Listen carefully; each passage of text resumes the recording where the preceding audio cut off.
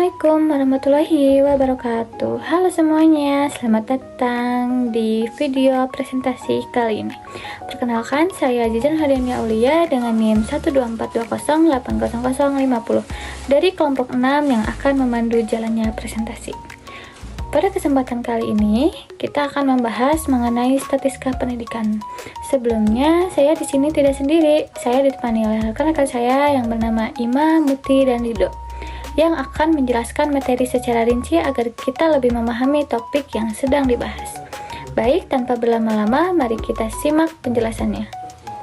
Jadi, materi yang akan disampaikan oleh kelompok kami yaitu yang pertama, definisi, fungsi, kegunaan, dan ciri khas statistik. Yang kedua, definisi secara istilah, yaitu statistika deskriptif dan inferensial, dan ruang lingkup. Yang ketiga, statistik parametrik dan non-parametrik. Yang keempat, klasifikasi data dalam statistika. Yang kelima, berapa persen sampel yang baik dari sebuah populasi agar dianggap valid. Assalamualaikum warahmatullahi wabarakatuh. Perkenalkan, nama saya Ima Mardiana dengan NIM 1242080080051. Baik, saya akan menjelaskan definisi, fungsi, kegunaan, dan ciri khas statistika. Di sini ada definisi statistika dan statistik. Jadi, apa itu sebenarnya statistika dan statistik, dan perbedaannya tuh seperti apa? Jadi, secara singkat, statistik itu merupakan kumpulan dari data-data, sedangkan statistika merupakan ilmu yang mempelajari statistik. Tetapi secara detailnya lagi, statistik merupakan sekumpulan fakta-fakta yang berbentuk angka yang disusun dalam tabel atau daftar yang menggambarkan suatu persoalan. Sedangkan menurut Herianto, statistik adalah kumpulan angka-angka yang mengenai suatu masalah sehingga dapat memberikan gambaran mengenai masalah tersebut. Secara etimologis, kata statistik berasal dari kata status dalam bahasa Latin, state dalam bahasa Inggris, stat dalam bahasa Belanda, yang dalam bahasa Indonesia diterjemahkan menjadi negara. Pada mulanya, kata statistik diartikan sebagai kumpulan bahan keterangan yang mempunyai arti penting dan berguna bagi suatu negara. Dan istilah statistik juga bergantung pada masalah yang dijelaskan oleh statistik tersebut. Misalnya, statistik pendidikan, statistik ekonomi, statistik kependudukan, statistik produksi, statistik penjualan, dan sebagainya. Kemudian statistika.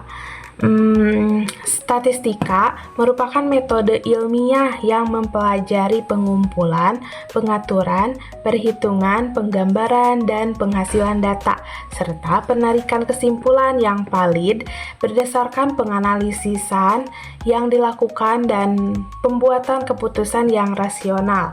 Nah, statistika juga terbagi menjadi dua, yaitu statistika deskriptif dan statistika inferensial, yang mungkin akan dijelaskan lebih detailnya oleh rekan saya.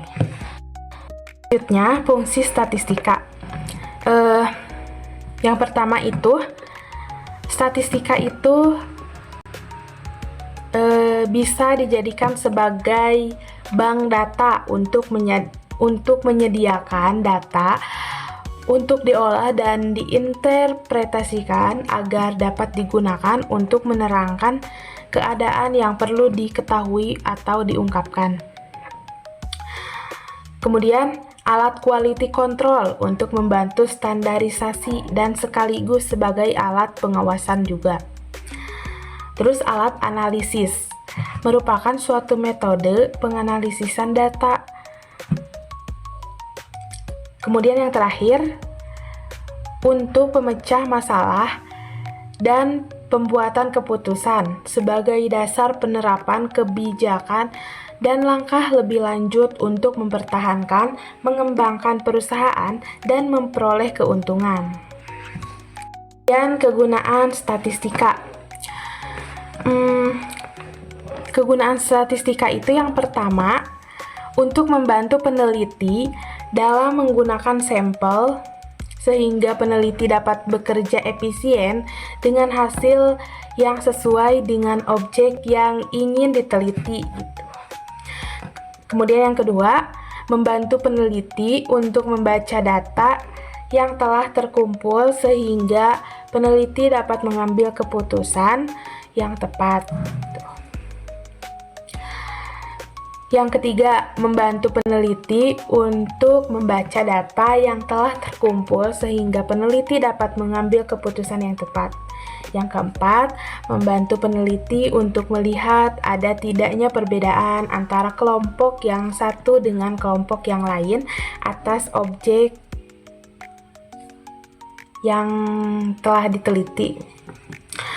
Yang keempat, membantu peneliti untuk melihat ada tidaknya hubungan antara variabel yang satu dengan variabel yang lain. Yang kelima, membantu peneliti dalam menentukan prediksi untuk waktu yang akan datang. Yang keenam, membantu peneliti dalam melakukan interpretasi atas data yang terkumpul. Kemudian, ciri khas dari statistik yang pertama itu statistik bekerja dengan angka, yaitu angka statistik sebagai jumlah dan angka statistik sebagai nilai. Terus yang kedua, statistik bersifat objektif. Yang ketiga, statistik bekerja universal. Baik, itu saja yang bisa saya sampaikan. Kurang lebihnya mohon maaf. Mungkin akan dilanjutkan oleh pemateri selanjutnya dan saya kembalikan kepada moderator. Wassalamualaikum warahmatullahi wabarakatuh. Oke, di sini saya akan menjelaskan tentang statistika deskriptif yang digunakan untuk menyajikan dan menjelaskan data melalui perhitungan numerik, tabel, dan grafik untuk menggambarkan karakteristik data yang diamati. Di sini juga terdapat penjelasan definisi antara yang lainnya, yaitu cabang statistika yang berfokus pada pengumpulan, perorganisasian, peringkasan, dan penyajian data agar mudah dipahami. Oke, di sini juga terdapat ruang lingkup yang menggambarkan karakteristik dari data yang ada seperti pusat data atau rata-rata median dan variabilitasnya, yaitu seperti standar deviasi. Di sini juga terdapat contoh, yaitu contohnya menyajikan grafik jumlah pengunjung sebuah website selama 1 bulan, menghitung rata-rata nilai ujian siswa di suatu kelas, atau juga jumlah karyawan dengan pendapatan tertentu. Dan juga membuat tabel frekuensi untuk data demogram penduduk.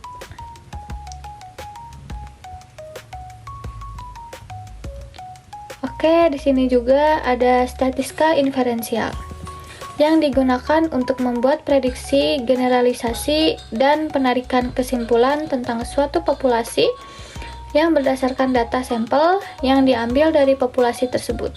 Seringkali juga melalui pengujian hipotesis. Definisi antara lain statistika inferensial yaitu cabang statistika yang bertujuan untuk membuat inferensi, prediksi, atau kesimpulan tentang populasi berdasarkan data dari sampel yang mewakilinya.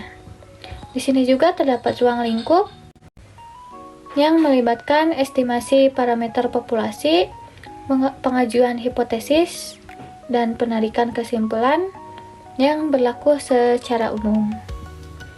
Terdapat juga contoh, yaitu seperti memprediksi preferensi pembelian seluruh pelanggan sebuah toko yang berdasarkan data sampel dari beberapa pelanggan, melakukan penelitian apakah ada hubungan sebab akibat antara suatu variabel dengan variabel lainnya, Dalam populasi umum, menggunakan hasil pengukuran sampel untuk mengestimasi tingkat inflasi dari suatu negara dengan secara keseluruhan. Hai semuanya, aku Mutia Hafiz dengan NIM 124208060. Di sini aku mau menjelaskan tentang statistik parametrik dan statistik non-parametrik. Statistik parametrik adalah metode statistik yang digunakan saat data dianggap berdistribusi normal dan memiliki informasi lengkap tentang parameter populasi. Biasanya, uji ini menggunakan rata-rata sebagai ukuran pusat. Contohnya, seperti uji T, ANOVA, dan diterapkan pada data dengan skala interval atau rasio. Nah, kalau yang kedua itu ada statistik non-parametrik, di mana statistik ini tidak mengasumsikan bentuk distribusi data tertentu. Statistik ini digunakan ketika data tidak memenuhi asumsi normalitas atau untuk data dengan skala nominal dan ordinal. Statistik ini lebih fleksibel karena tidak bergantung pada distribusi data dan sering digunakan untuk sampel kecil atau data yang bersifat kualitatif. Contohnya, uji Square dan Mann-Whitney. Berikutnya, ada skala pengukuran data yang dimana ada 4 skala pengukuran, yakni 1 skala nominal, di mana skala ini paling sederhana yang hanya mengklasifikasikan data ke dalam kategori tanpa urutan atau tingkatan. Contohnya seperti klasifikasi warna, jenis kelamin, atau status pernikahan. Dan yang kedua, ada skala ordinal, di mana skala yang mengklasifikasikan data dalam bentuk urutan atau peringkat tertentu, tetapi jarak antara kategori tidak sama. Contohnya seperti posisi dalam lomba, juara 1, 2, dan 3 itu saling berurutan tapi tidak sama. Atau skala tingkat pendidikan SD, SMP, dan SMA. Ketiga, ada skala interval, di mana skala yang memiliki urutan dan jarak yang sama antar kategori, namun tidak memiliki titik nol mutlak atau awal yang pasti. Seperti halnya suhu. Suhu ada yang 0 derajat, tapi tidak bisa dikatakan tidak mempunyai suhu. Nah, ada pun juga IQ. Ada IQ yang 0, tapi dia tidak benar-benar bodoh. Nah, kalau yang nomor 4, ada skala rasio, di mana skala paling presisi yang memiliki semua karakteristik skala interval ditambah titik nol mutlak. Contohnya seperti pengukuran berat badan, tinggi, atau usia. Misalnya, benda dengan berat 60 kg adalah 2 kali lebih berat dibandingkan benda 30 kg karena memiliki titik nol mutlak.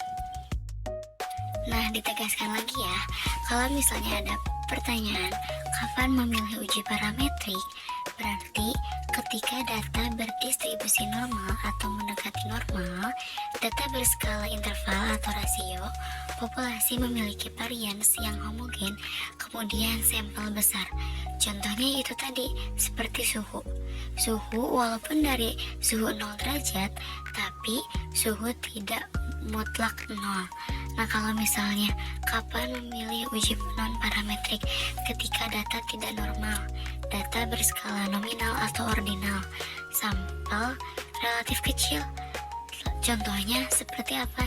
Seperti klasifikasi data, misalnya kalau lagi ada lomba, jenis lomba nomor 1 lomba olahraga bola voli, nomor 2 olahraga bola. Nah, mereka itu ada 1, 2 tapi setara.